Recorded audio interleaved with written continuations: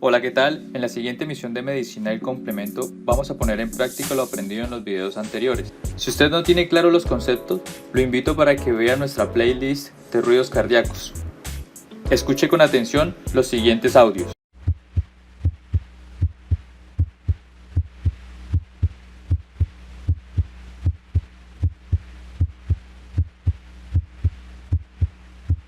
Ahora haremos una pausa. Presten atención a lo siguiente. Un punto de referencia, si no lograron ubicarse cuál es el primero y cuál es el segundo ruido, cuando estemos auscultando a un paciente, podemos hacer uso de alguna herramienta, como lo es la palpación del pulso carotidio homolateral.